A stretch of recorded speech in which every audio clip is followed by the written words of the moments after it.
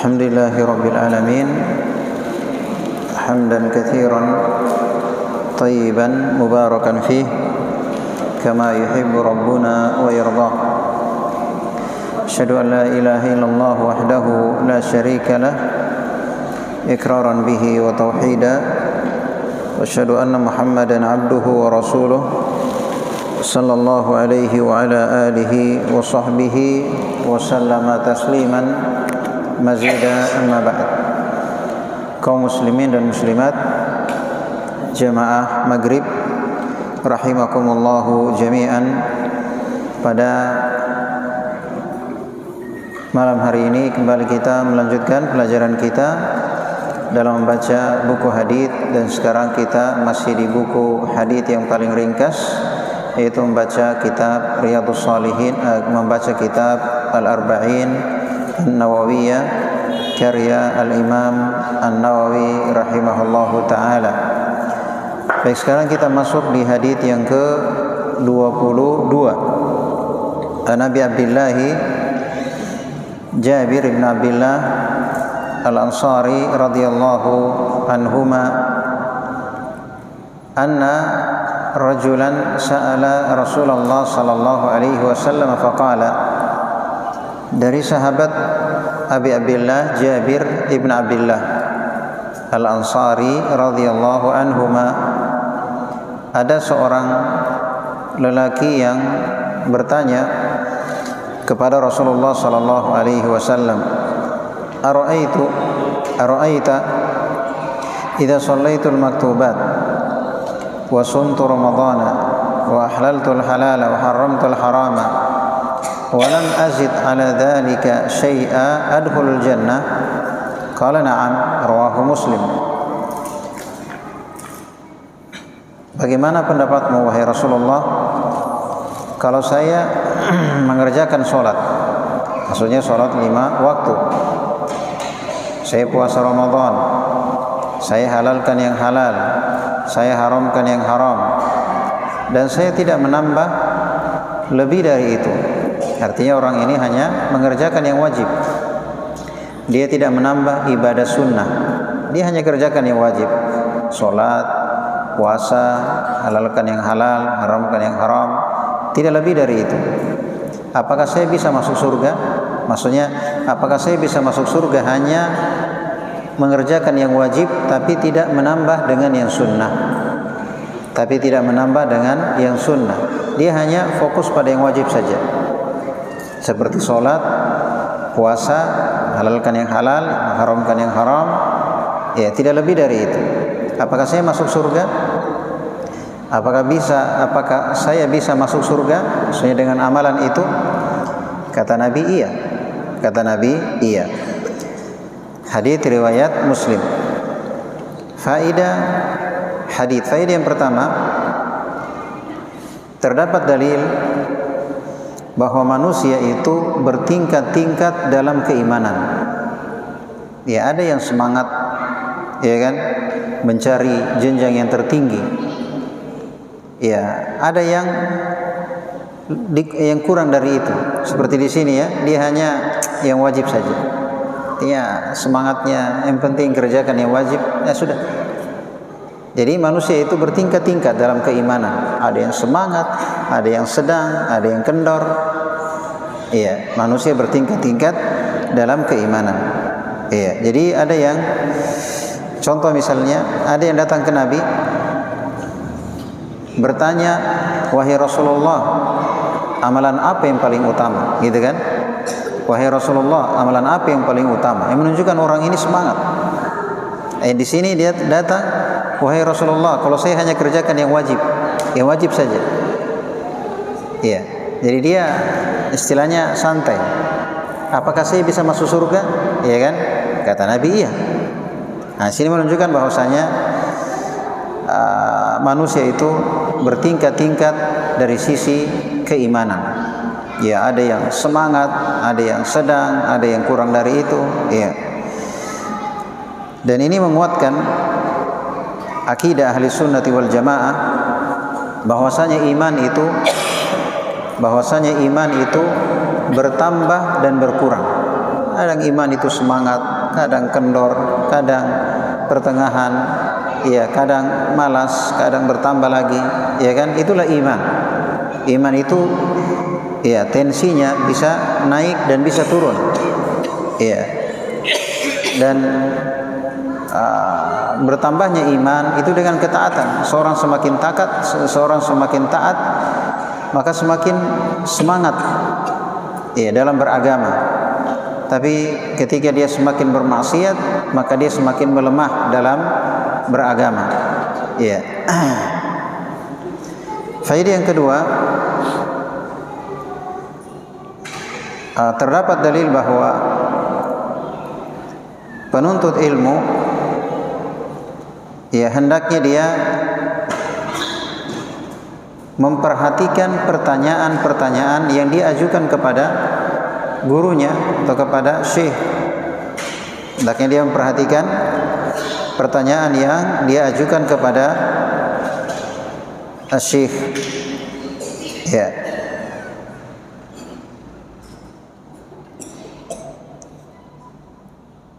Artinya, maksudnya, saya ulangi ya, penuntut ilmu itu hendaknya dia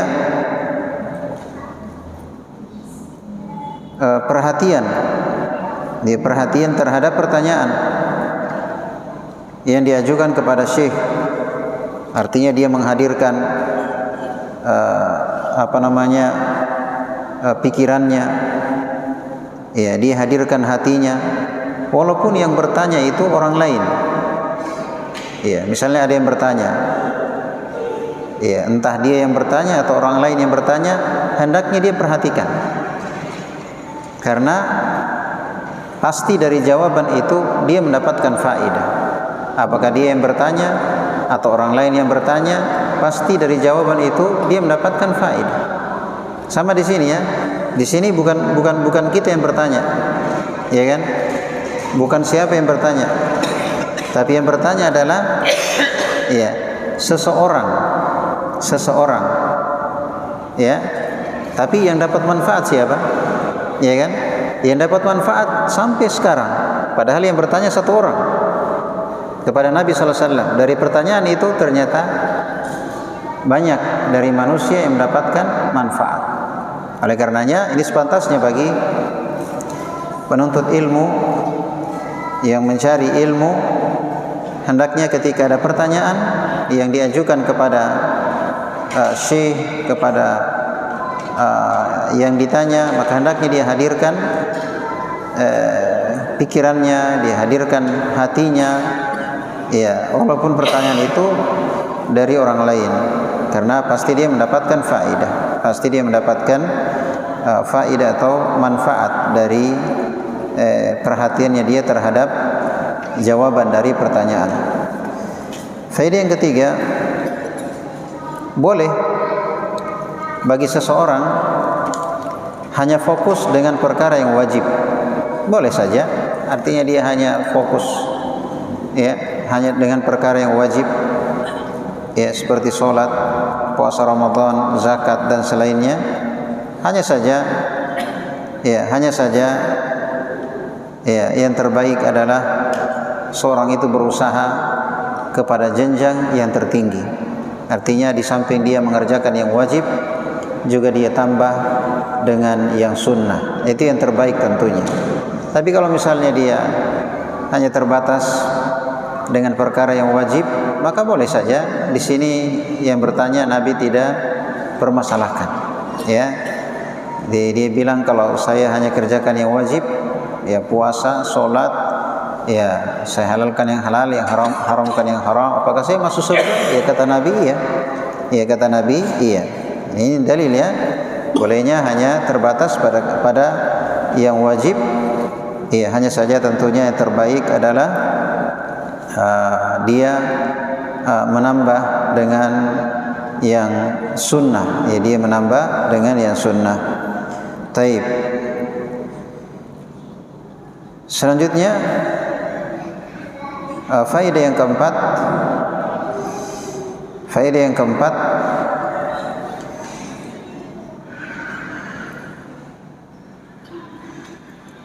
terdapat dalil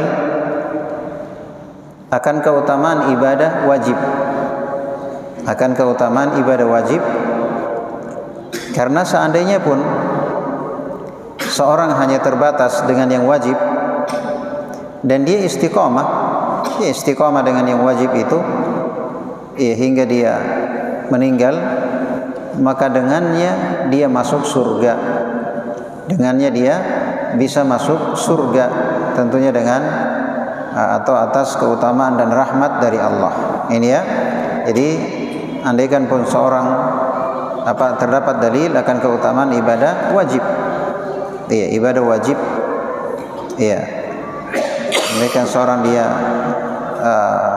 perhatian dengan yang wajib, iya, dia istiqomah hingga dia meninggal dengan ibadah wajib itu, maka itu menjadi sebab dia masuk ke dalam surga. Faedah yang kelima, bahwa orang yang berilmu itu hendaknya memperhatikan keadaan manusia. Iya, hendaknya memperhatikan keadaan manusia. Maksudnya manusia itu tidak sama. Ada yang semangat, ada yang sedang, ada yang kendor, iya kan? Ada yang ada yang kuat, ya kan? Ada yang gampang goyah. Ya, jadi seorang alim itu hendaknya memperhatikan keadaan manusia. Jangan dia samakan. Jangan dia samakan. Iya. Maka jangan dia samakan. Ya, jangan dia samakan. Tetapi hendaknya dia memberikan arahan, memberikan arahan sesuai dengan keadaan orang tersebut. Iya, hendaknya dia memberikan arahan sesuai dengan keadaan orang tersebut. Seperti di sini keadaannya apa? Orangnya datang, wahai Rasulullah, bagaimana kira-kira kalau saya hanya kerjakan yang wajib saja, sholat, puasa, ya kan, yang wajib saja, apakah saya bisa masuk surga? Kata Nabi, ya kan. Artinya begini, sebagai seorang yang menjawab, itu hendaknya dia menyemangati. Iya, jangan ada yang bertanya bergelimang dosa. Ustaz, apakah saya ini banyak dosa, ini, apakah masih ada tobat bagi saya? Nggak ada. Ini namanya bikin tidak memberi solusi. Iya, tidak memberi kebaikan. Intinya apa?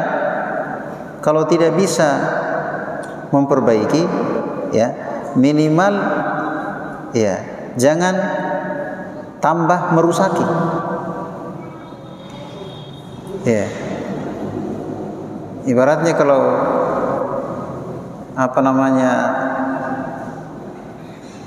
bongkar tidak bisa pasang, mending jangan dibongkar, ya kan? Sama di sini, kalau kita atau ada yang ingin perbaikan, iya, dilihat orang ini. Kalau dia hanya bisa yang wajib saja, ya begitu saja. Yang penting sudah itu yang bisa dia istiqomah, ya sudah lumayan, ya kan? Jadi sebagai seorang alim hendaknya dia memperhatikan keadaan manusia, jangan dia samakan. Jangan dia samakan. Iya. Contoh misalnya tadi ada yang bertanya ke Nabi, wahai Rasulullah, tunjukkan ke saya amalan yang paling utama. Ada yang bertanya, amalan apa yang paling utama? Di sini ada yang datang, wahai Rasulullah, bagaimana pendapat Anda kalau saya hanya kerjakan yang wajib saja? Nah, di keadaan lain ada orang Arab Badui, kencing di mana? Kencing di masjid, ya kan? Kalau kita kira-kira bagaimana? Kalau ada orang kencing di masjid selesai, ya kan? Tapi coba lihat Nabi Sallallahu Alaihi Wasallam, dalam menghadapi manusia itu bermacam-macam. Artinya Nabi tidak samakan orang. Intinya semuanya ingin diperbaiki, hanya dosisnya itu berbeda-beda. Iya, ibaratnya kayak dokter. Dokter itu dalam mengobati pasien tidak langsung suntik. Resep 3 kali 1, enggak. Tapi ditanya dulu, ini pasien kenapa? Sakit apa? Berapa lama? Ya kan? Habis makan apa? Ya, reaksinya bagaimana? Artinya mau ditahu dulu sehingga obat yang akan dikasih itu sesuai dengan dosis dari penyakit tersebut. Ya kan? Ya, sama dengan orang yang memberikan solusi dalam masalah-masalah kehidupan. Maka sebagai seorang yang berilmu, itu hendaknya dia memberikan solusi sesuai dengan keadaan dari orang tersebut. Iya, sesuai dengan keadaan dari orang tersebut. Iya. Dan ini sangat diperlukan ya di tengah masyarakat, karena kita hidup di tengah masyarakat itu bukan keadaan manusia satu keadaan. Ya, ada yang sudah rajin sholat, ada yang tidak sholat, ada yang macam-macam, ya kan? Maka hendaknya kita pandai dalam mendekatkan, iya, pandai dalam mendekatkan, iya. Oleh karenanya Nabi SAW bersabda, yassiru wala tu'assiru, basyiru wala tunaffiru. Yassiru, mudahkan, jangan persulit. Dekatkan, jangan bikin lari. Jangan bikin lari. Artinya kadang dengan sikap kita, dengan jawaban kita, itu kadang bikin lari orang. Kadang bikin lari orang. Niat kita bagus, ya kan? Niat kita bagus, tapi caranya bikin orang lari, ya kan? Caranya bikin orang lari. Oleh karenanya, iya, hendaknya kita dekatkan. Iya, kalau tidak bisa dekat 10 meter, ya lumayanlah kalau bisa dekat 5 meter, atau lumayanlah bisa dekat 1 meter, atau minimalnya tidak semakin menjauh, tidak tambah menjauh. Itu yang hendaknya dipikirkan. Jangan asal jawab bid'ah, haram, jahanam, sesat, gampang. Kalau masalah begitu gampang, semua orang bisa. Masalah ini bilang sesat, ini bilang haram, ini bilang bid'ah, gampang. Tapi yang kita pikirkan bukan masalah jawabannya. Kira-kira ini dengan jawaban itu bagaimana dengan orang ini? Apakah sudah siap? Atau jangan sampai dia semakin jauh? Karena orang berbeda-beda keadaannya, iya kan? Orang beda-beda keadaannya. Sebagaimana di sini ya, ada yang bertanya dengan amalan apa yang paling utama, ada yang bertanya bagaimana kalau saya hanya fokus yang wajib, ada yang malah kencing di masjid. Tapi coba lihat sikap Nabi kita Sallallahu Alaihi Wasallam. Bayangkan orang kencing di masjid, Nabi tidak usir. Kira-kira kalau kita, gimana caranya ini? Mas orang kencing di masjid dibiarkan? Para sahabat sudah, pokoknya sudah mau sikat, ya kan? Tapi Nabi bilang jangan, da'hu, biarkan dia selesaikan hajatnya, ya kan? Coba orang kalau tidak paham, pasti dia beranggapan, wah ini terlalu lembek, ya kan? Padahal kalau dia dilarang atau diusir lagi kencing, tadinya cuma satu tempat, ya kan? Tadinya hanya satu tempat, akhirnya ini namanya juga orang Badui. Kalau lari sambil kencing bagaimana? Ya kan? Lari sambil kencing. Tadinya cuma satu tempat, akhirnya banyak tempat. Ini namanya apa? Ini namanya mengatasi masalah tambah masalah. Itu tidak boleh. Itu harus dipikirkan. Jadi bukan masalah hanya menangani masalah, yang dipikirkan itu akibatnya bagaimana. Itu dipikirkan. Ya, itu dipikirkan. Ya, mempertimbangkan antara maslahat dan madarat. Kira-kira ini maslahatnya lebih besar apa tidak? Ya kan? Ini semuanya dipertimbangkan. Kapan dia bicara, cara masuknya bagaimana, ya pembicaraannya bagaimana, pendekatannya bagaimana, siapa orangnya, di mana tinggalnya, apakah dia orang berpendidikan atau tidak, ya kan? Apakah dia orang kampung, orang kota, apakah dia sudah paham apa belum? Semuanya dipertimbangkan. Semuanya dipertimbangkan, jangan diratakan. Ini ya termasuk fikih, ya, termasuk fikih dalam menghadapi manusia. Ya, seorang tidak boleh meratakan, ya, sehingga dia harus memperhatikan keadaan orang yang dia hadapi, sehingga bisa memberikan solusi, ya, sesuai dengan keadaan orang yang dia hadapi. Kemudian berikutnya, ya, masalah yang atau faedah yang keenam, ya, faedah yang keenam termasuk fikih, ya, termasuk fikih. Seorang alim itu tidak membuat manusia putus asa dari rahmat Allah. Ya, karena orang ini datang, dia yang wajib saja. Wahai Rasulullah, bagaimana kalau saya kerjakan yang wajib saja? Ya kan?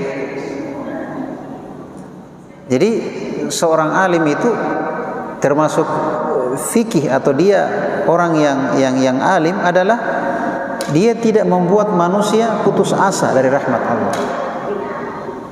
Dia tidak membuat manusia putus asa dari rahmat Allah. Selalu dia mendekatkan, selalu dia memberi motivasi, selalu dia memberikan penyemangat, selalu dia memberikan solusi. Tidak ada jalan yang buntu, ya kan? Kalau ada yang berdosa, bergelimang dosa, terus bertanya, Ustaz, bagaimana saya ini banyak sekali dosaku, ya kan? Terus dia bilang, kalau kita tidak ada jalan, ya kan? Banyak sekali dosa tak. Iya. Ini namanya apa? Akhirnya yang bertanya ini dalam hatinya baik, tak kalah mapai, terlanjur rusak, Kak. Ya kan? Akhirnya namanya tambah parah. Maksudnya ini kan dari menangani masalah akhirnya tambah masalah. Kan begitu. Dan ini tidak boleh. Tidak boleh. Jadi minimal itu jangan minimal jangan dirusaki, minimal diperbaiki walaupun sedikit. Besok lagi, 1 bulan kemudian, 2 bulan kemudian, minimal ada pertambahan. Kan begitu ya? Baik. Faedah yang ke-7, mudahnya syariat Islam. Terdapat dalil akan mudahnya syariat Islam. Iya, di mana Islam ini tidak membebani dan tidak menuntut, ya, di atas kemampuan seseorang. Dalam kondisi imannya begitu, dia hanya fokus yang wajib, ya begitu dulu. Jangan langsung dipaksa, ya kan? Kamu harus tambah dengan yang sunnah, sholat witir, sholat malam, sholat duha, sholat, ya kan, dan seterusnya. Tapi kita hendaknya melihat ini orang kira-kira untuk bisa dia istiqomah kira-kira dengan apa? Oh, dengan yang wajib. Ya cukup, lumayan itu, lumayan. Misalnya ada orang dia bisa kajian misalnya cukup sekali dalam sepekan, nah lumayan daripada tidak kajian. Lumayan daripada tidak ta'lim. Jangan lagi, kau ini ta'lim 1 kali 1 bulan, 1 kali 1 bulan, ya kan? Akhirnya tidak datang-datang.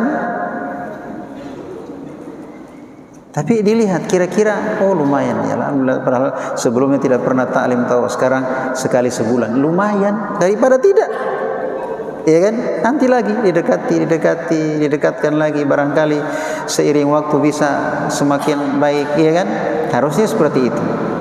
Ya harusnya seperti itu. Jadi mudahnya syariat Islam, di mana Islam tidak membebani seseorang, ya, dan tidak menuntut lebih dari kapasitas orang tersebut. Taib. Oleh karenanya seorang alim rabbani adalah dia start dari yang kecil menuju ke yang besar. Tidak rata. Alladzina yu'allimuna an-nas kunu rabbaniyin. Alladzina yu'allimuna an-nas. Ya, jadi kalian rabbani.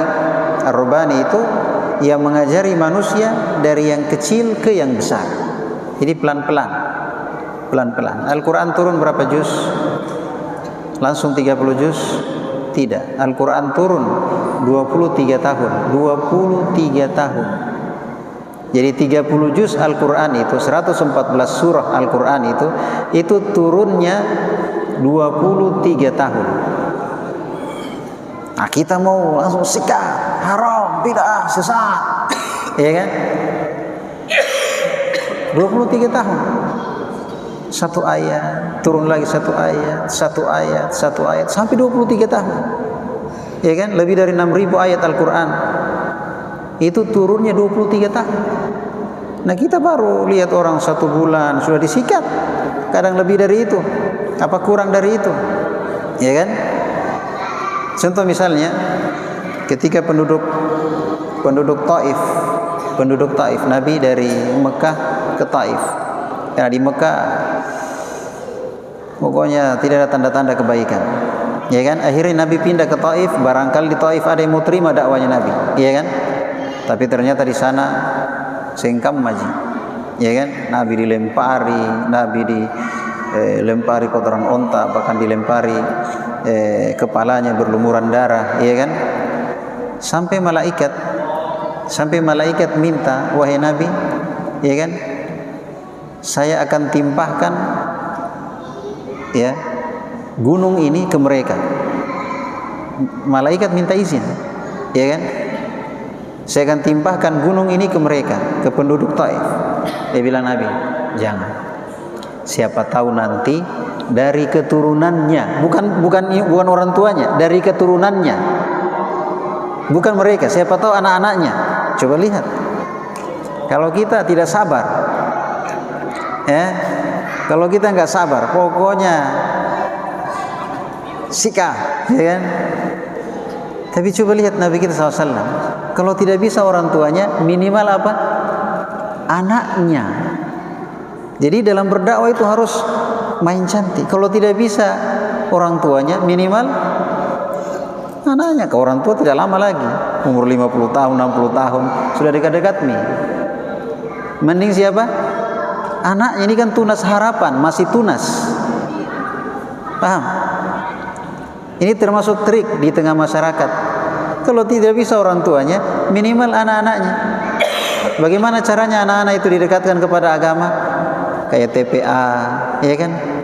TK Islam, ya kan? Bayangkan anak-anak mereka itu belajar abata, belajar sholat, belajar wudhu, belajar akidah yang benar. Orang tuanya tidak sholat. Banyak seperti itu. Orang tua tidak sholat, orang tua tidak berhijab, orang tua masih syirik, masih bidah. Tapi anaknya belajar di kita, tidak mempermasalahkan. Mereka tidak mempermasalahkan. Itu kan suatu nikmat, ya kan? Suatu nikmat. Daripada orang tuanya disikat, akhirnya anaknya dilarang. Nah, ini tidak memberi solusi namanya. Ini mengatasi masalah tambah masalah, ya kan? Ini cara dalam berdakwah. Ini cara dalam berdakwah. Iya. Kalau tidak bisa memperbaiki, minimal jangan merusaki. Minimal jangan diganggu-ganggu. Kecuali bisa tambah bagus, itu.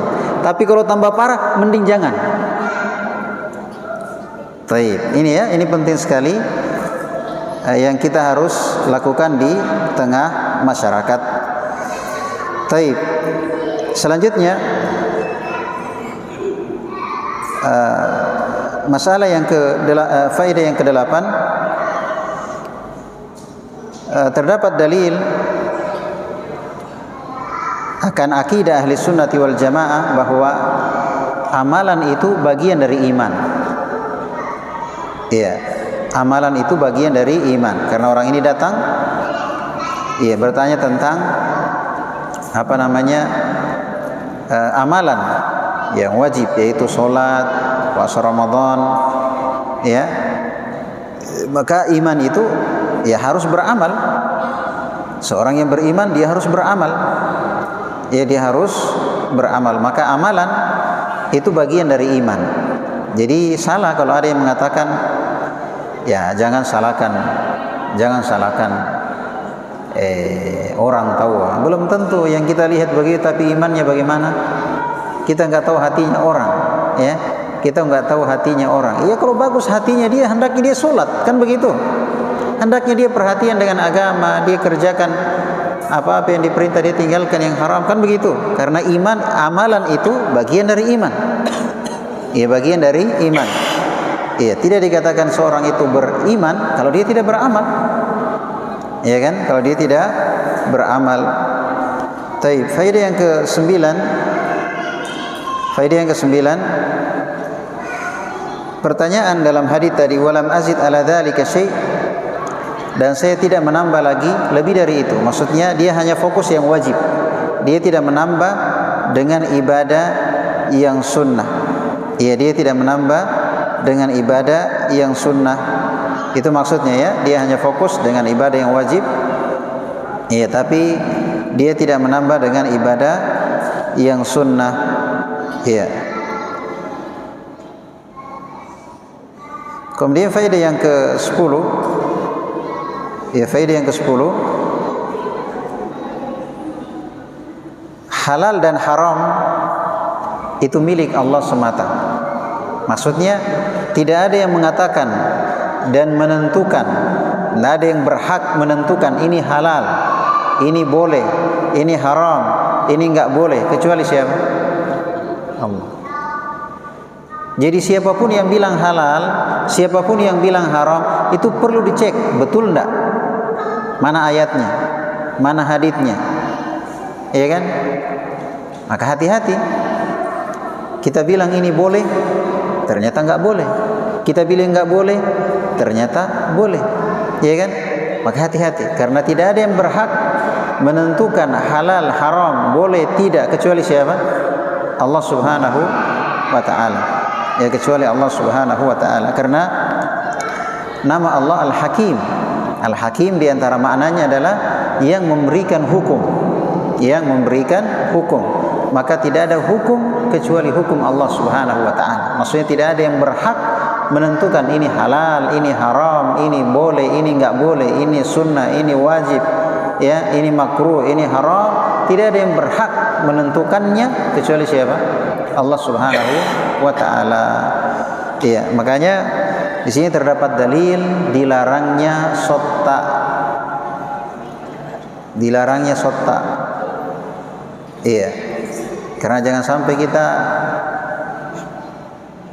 bicara tanpa ilmu, akhirnya patol. Patolo diri kita, patolo orang lain. Ini kalau sotta, ya kan? Maka hati-hati. Dan dosa yang paling besar, yang lebih besar dari syirik, sotta. Dan ini merupakan sesuatu yang sangat dilarang dalam agama kita. Wala taqfu ma laysa laka bihi ilm. Janganlah engkau berbicara tanpa ilmu. Faedah yang ke-11. Terdapat dalil menghalalkan yang halal, mengharamkan yang haram. Maksudnya adalah meyakininya itu halal. Mengharamkan yang haram maksudnya meyakininya itu haram. Itu maksudnya, Dalam hadis tadi, saya menghalalkan yang halal, mengharamkan yang haram. Maksudnya yang halal saya yakini halal, yang haram saya yakini haram, gitu ya. Itu maksudnya. Iya. Jadi artinya apa?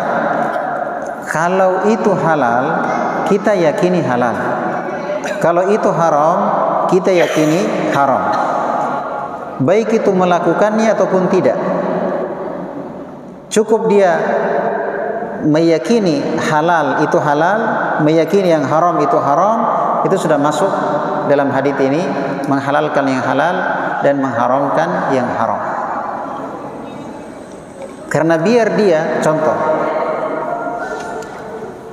misalnya ada orang minum ballo ya, dia bilang apa? Kalau 1 gelas 2 gelas kulleji, obat, iya kan? Coba lihat, berarti dia tidak mengharamkan yang haram. Padahal yang namanya yang memabukkan sedikit maupun banyak sama. Kalau haram, haram, tidak pandang banyak atau sedikit. Tapi ada yang berkeyakinan apa? Kalau 1 gelas 2 gelas kulleji, obat, ya kan? Kecuali 1 jirgen iya. Nah, itu baru dilarang. Tapi kalau 1 gelas 2 gelas enggak, ya kan? Nah, ini namanya apa? Tidak meyakini yang haram itu haram. Nah, ini bahaya.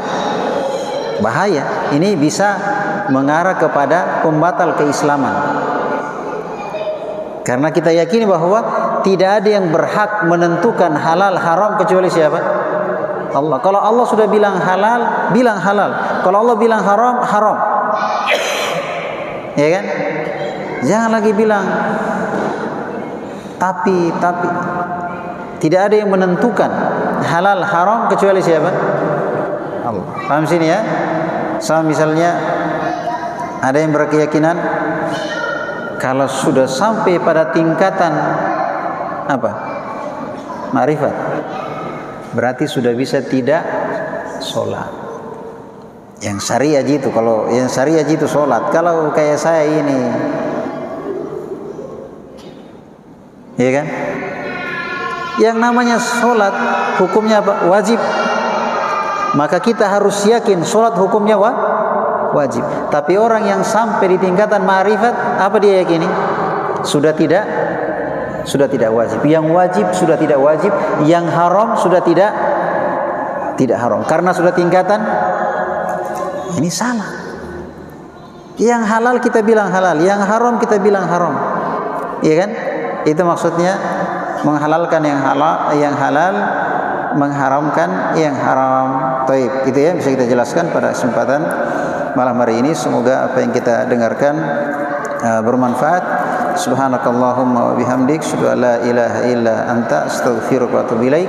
Assalamualaikum warahmatullahi wabarakatuh.